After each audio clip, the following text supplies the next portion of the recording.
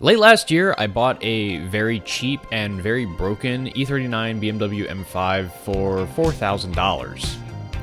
I thought that was a pretty good deal because I didn't think it needed all that much.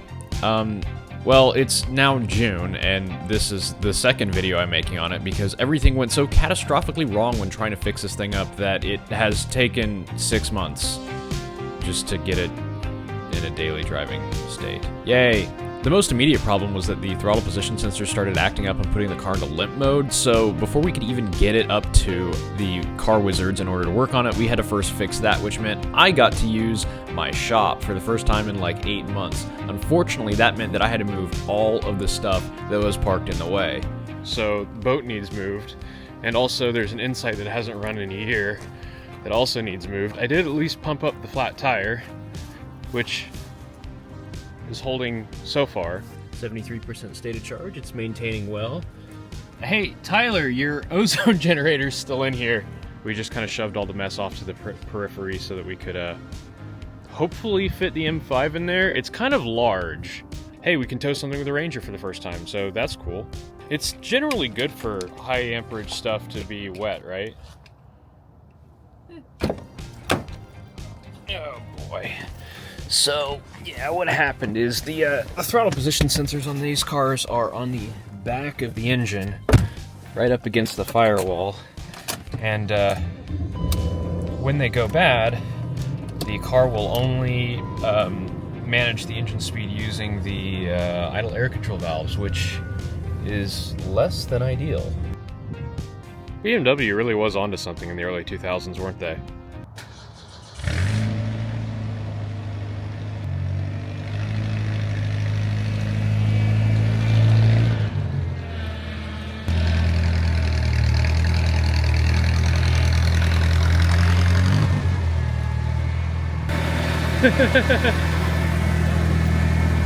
Goodness.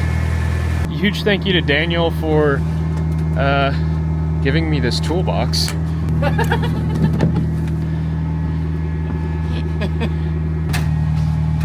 It's all everything is ice.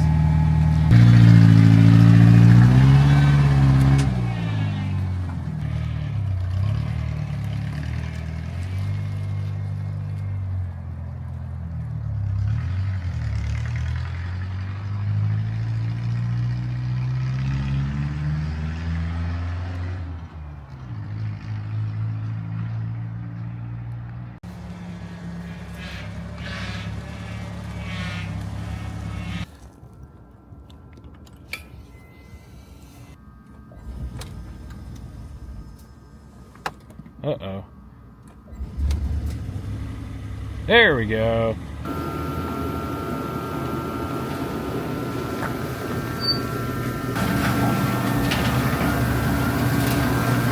For the first time in forever, a car in my shop. Imagine that. I like that the cabin air filters Yeah, there's two of them. look higher performance than the actual engine air filters. It's all about priorities, you know? Boxes. Yeah.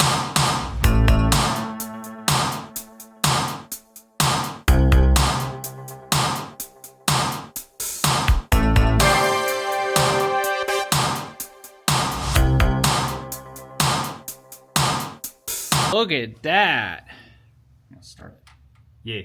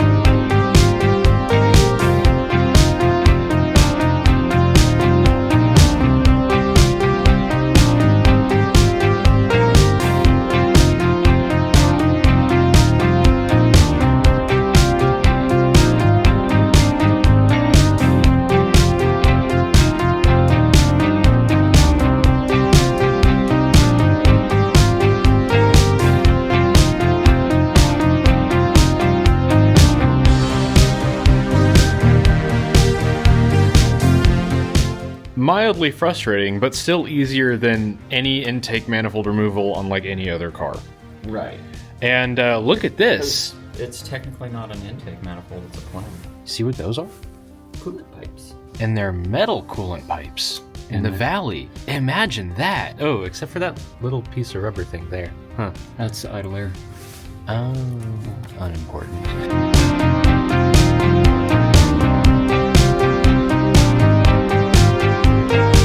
We're gonna commit OSHA violations, aren't we, Jake? Yeah, that's why I got the hearing protection on. You know, safety third. So basically, here it is. In order for this to fit back there, the Phillips bit has to just be barely protruding. So a bit has to die for the cause. So it's inky grinding. Oh, good lord.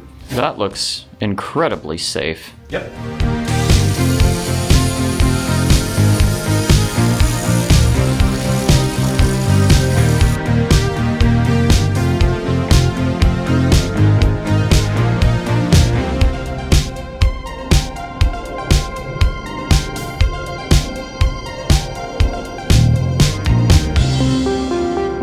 No, I did get genuine BMW replace. Well, not genuine, but OEM or OE. You can tell that they're the same as what was in here because the BMW logos have been scraped off. Side rant. New Balances are built like garbage these days. I bought some black leather New Balances. It's the only black leather shoe that they make. They're busboy or server shoes, so they're non-slip. And I wanted black leather because it's easy to clean. It doesn't get visibly dirty as easily. But after just a year, the sole is separating from the toe box. I bought my girlfriend some black half leather, half suede.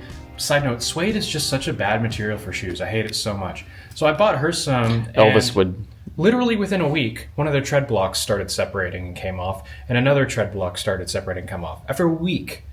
Now, I've had pretty decent luck with, what are these? 576s?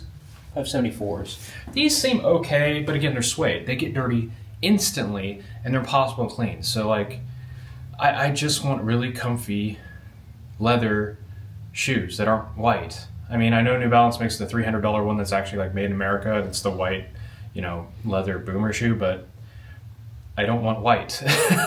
Come on now.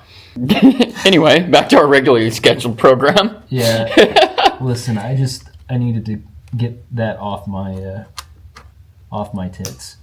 Time for well-deserved lunch. Lunch. And a trip to the Hod West, though. Because Tyler and I are the curious types, we took apart the OEM TPS sensors, and yeah, the wipers were in pretty bad shape. It's pretty obvious that this is going to be a common issue on pretty much all of these E39 M5s, but fortunately it's not a terrible job to do.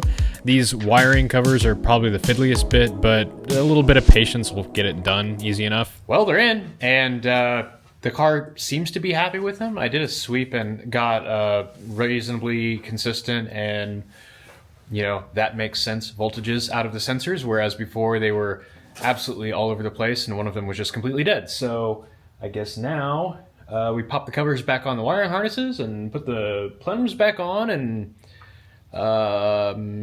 drive to Florida. This week's oil filter looks like it's been around since the car was new.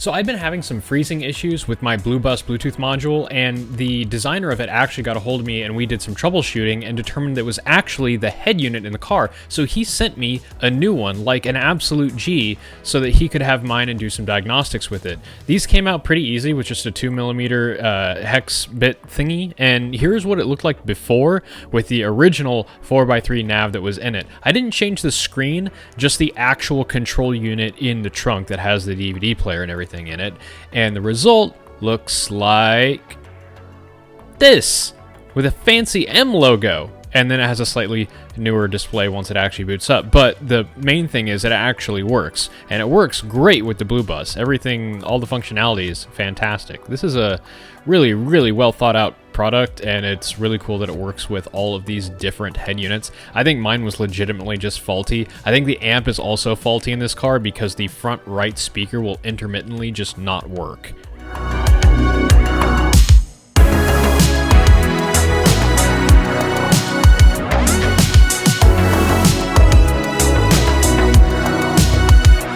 After like a full day of work, now the car is good enough that we can actually drive it to Newton to do all the other stuff that needs done. But hey, TPS sensors are done, and TPS sensor, throttle position sensor, go me. Okay, well, the battery is pretty unhappy. It's down to 11 volts, so we'll see if this even starts.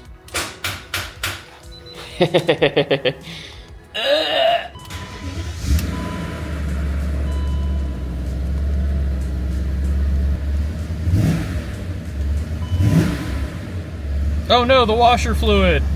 Well, it took a day, and we finally made it to Wizards. Apparently the internet lied to me, and you can't actually drive these without the ABS module installed. It just goes right back into limp mode. Hey Jake, I'm gonna stop you right there. That's a lot of really cool words and all, but they're all completely wrong, and this is actually not the ABS module, but it is foreshadowing. Now, we can take a look underneath this thing and see what all there is. Guess we'll start here at the front. Ah, a flashlight. Lovely. Yeah. Okay, so the problem we had on the way here was we got a really nasty death wobble, just like a Jeep. My M5 wants to be a Jeep, I guess. And yeah, there's a lot of play in the steering, and we couldn't really look under here and see what it was because there's this big under tray that is actually surprisingly intact on this car. Mostly. I know this control arm needs to be replaced. I'm sure both tension rods do as well. And then the whole steering system, because this car has a steering box. So you've got idler arm here. Yep. Drag link. Yep. All that stuff. It is steering. Wow, that oil pan is grody. If only we had a parts washer. Wow, those engine mounts are easy. They're literally right here. Oh my gosh. That is the easiest engine mount I've ever seen in my life. Uh-huh. Yeah, what else do we have here? We have more trashed underbody plastics. Yeah. Fuel filter looks new. We don't have this one now because... Yes, that one has been deleted. Insert clip. What do you see? Ah, yes. Let's do it. That will indeed.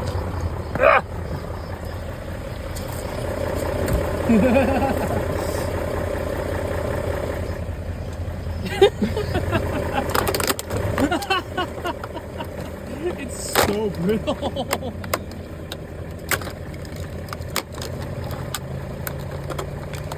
Why does it sound like a tractor? Because it's a S whatever.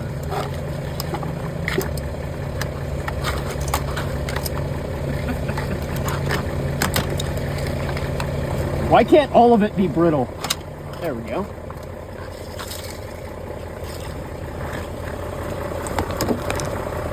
Done.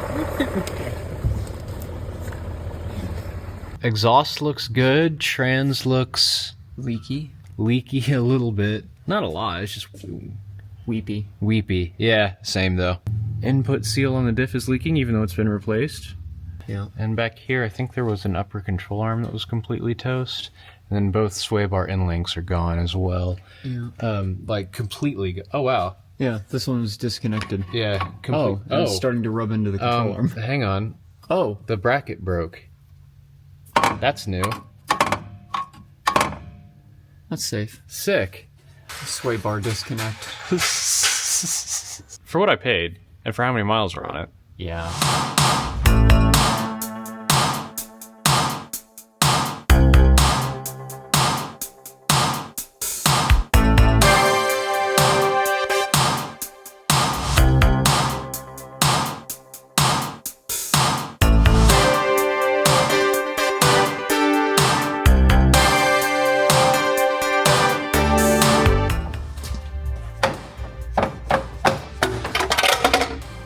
Yay. Yahtzee. Not bad. Excuse me? What? What am I not seeing? Oh! Oh!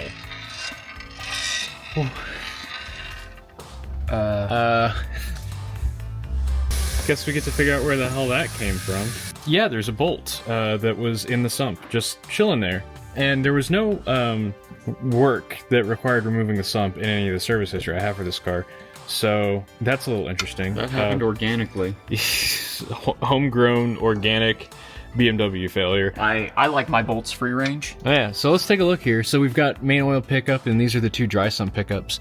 But I pretty quickly found our culprit right there. That is one of the bolts that holds the lower pan to the upper pan. And it's been out for a minute. Yeah, look at all the sludge that's formed where it was. Yeah. Huh. Wow. Fortunately, How's that happen? as you can tell by all the bolt holes around the periphery here, BMW sure does love using ungodly amounts of fasteners on everything, so... I guess that would explain why we have a small, like, oil seepage leak right here. Oh, on the outside of where that bolt goes? Yeah. That'll do it. Precisely. Cool.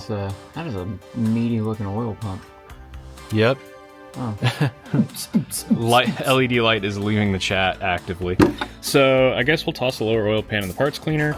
We'll check torque on all the rest of those upper oil pan bolts, and toss this back together with a new gasket. Looks like it's a metal folded gasket, and oil level sender, because these always go bad and these O-rings aren't really replaceable, so just get a new one. This is OEM. That's OE. Everything I bought is OE.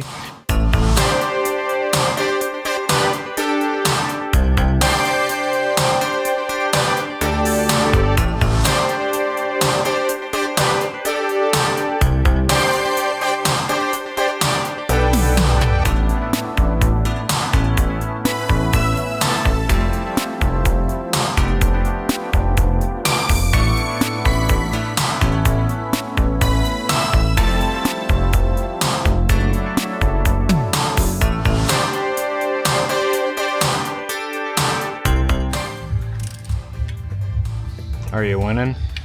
Yeah. I just ordered entire new steering for this, so Hooray. all of the idler links and internet or tie rods, all genuine BMW, because apparently that's all you can get. Really? I mean, the bolt, well, you can get new tie rods and stuff, but that center drag link piece is only available as genuine Motors? genuine BMW, and it's $300 on its own, so I just bought the whole kit. Genuine Motors sounds like a North Broadway car dealership. I think that'll be why I have errors for my fog light. I mean, the other one, well, they're both probably actually burned out, but yeah. Hey man, that's a really cool aftermarket steel oil pan drain bolt, but you know what that means? Someone stripped out the stock one, put that in, and then stripped out the oil pan, which meant Jake got to learn how to use a helicoil. Also, the block on this car is suspiciously clean. There's no way this hasn't been out in the last 190k miles. Fortunately, the motor mounts were super straightforward, and Grimes had those out before I had any of the rest of this stuff done. Because of course he did, the little overachiever. Oil pan is off. It still looks like an oil pan. We pushed this in here and noticed that the brakes are dragging real bad, so I'm going to take those off and see if I can do something about that. And also, all of the suspension stuff is here. So this is the center link, which you can only get from BMW. No one else makes it. The idler, and then the outer tie rod. So we're going to stick all that on and then drive it over to get alignment done. I'm sensing a theme here. Yeah, so some genius put a ECS tuning steel drain plug in here. That's 5 horsepower. I'm sure the magnetic tip was enticing, but why you don't do that is because the drain plug on these is designed to be sacrificial. If you over torque it, the plug strips out. This does not do this. Instead, it ruins the oil pan, which is what has happened here. So we have a helicoil kit. I was going to get tine certs, but they were $130 and would have taken like 2 months or 2 weeks to get here, and I didn't have that sort of time. So helicoil is a coil that you hela, Basically, the inside thread here is the same as the drain plug was. The outside thread here is larger. You drill and tap the oil pan, thread it in, and then this little pigtail, you break it off with a special tool, and then you have a threaded hole again, in theory. So I'm going to do that, and I guess I'll do that. Tyler's going to start taking the suspension apart.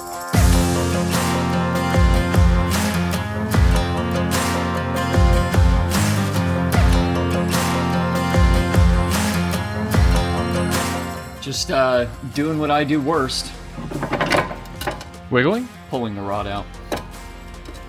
Alright. Cool! Jake can't figure out how to heal a thread. Well, dude, It popped out. it's because you got the thread repoller kit. Ah, damn, it is for repelling threads. and it's not suitable for children.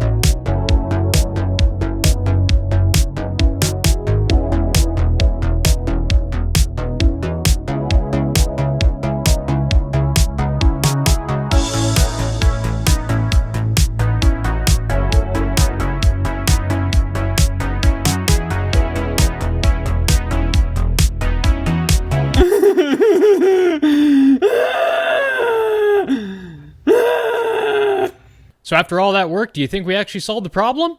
No, of course not.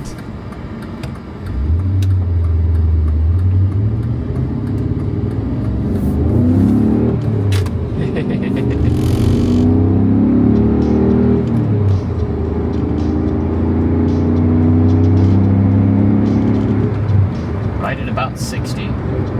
That is nasty. Turns out the problem the entire time was the front brake calipers were seized on. This is pretty common in older cars because people don't change their brake fluid. They're not trying to scam you when they say you need to flush your brake fluid.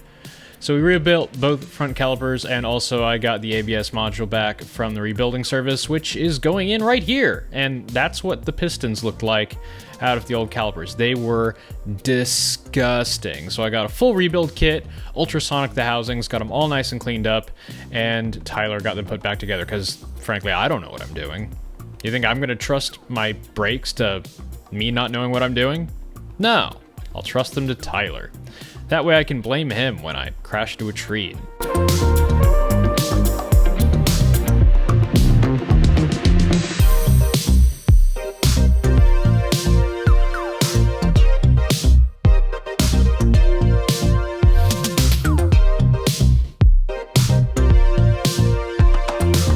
I got the brakes reinstalled while Tyler wandered off to work on our friend's absolute garbage pile of an E3325 IS. They did a head gasket and a timing kit on it, and that was going about as you'd expect.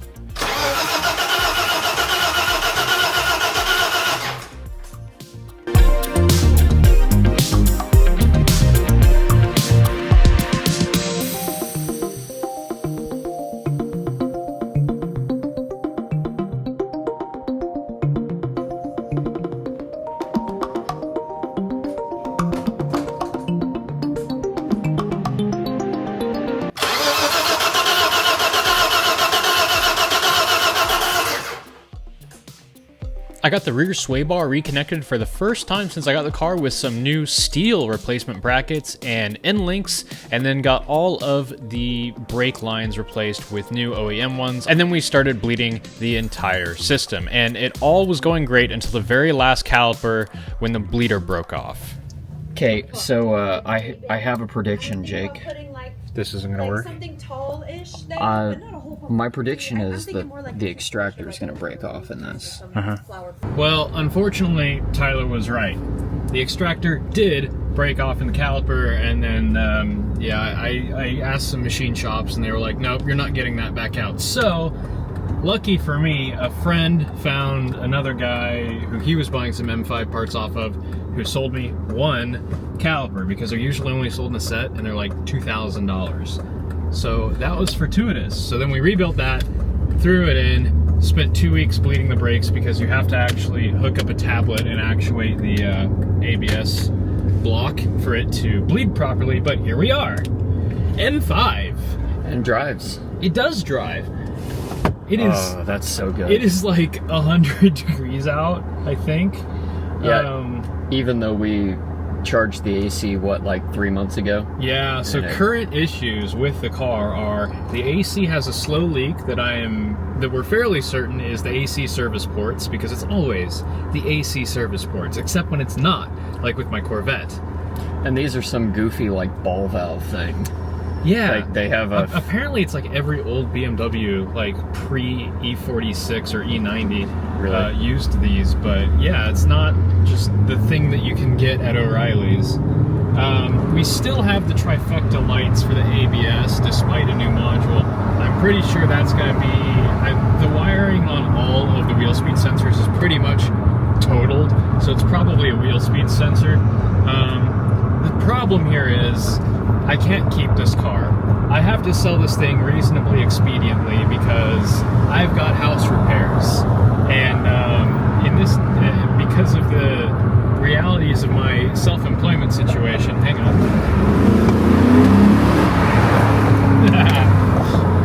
I can't get a loan to pay for house repairs. I have to pay for house repairs out of pocket, which I was not expecting. And dude comes in like a week, so hit me up. Contact at 100% Jake. If you've watched these videos and this car appeals to you, I really need like $12,000 for it, which is kind of up there for the condition of this car. Like, I would recommend having like a base model 5 series for parts for all of the like underbody paneling, which you might have seen earlier in the video, or not seen. seen us rip off in the Dillon's parking lot. I forgot about that. Dude, so did I. This video has been 7 months in the making. I was editing it and I was like, oh yeah, that was a thing that we did. We've gone through 3 seasons now. Yeah, but my gosh, I mean, mechanically speaking, engine's good, transmission is good, suspension, pretty good.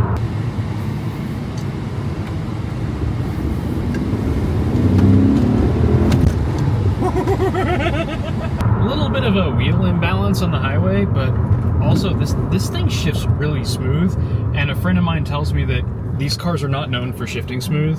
These are known for feeling, these Jet Track, what are they, 285s or something? I'm not sure. They're known for feeling like a box of rocks.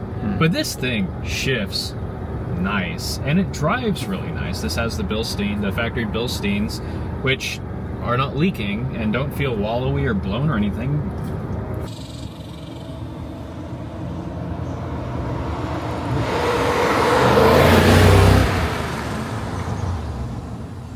What's wild is how like solid this car feels, even compared to my E92, which is newer, and especially compared to the E46. This thing just feels solid.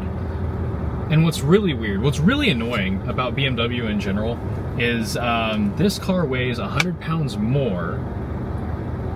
Yeah, 100 pounds more, and makes 30 horsepower more than a brand new M240i. That's absurd. So you can spend 30 grand on an M240i. You know, or 10 on this and fix a couple small things.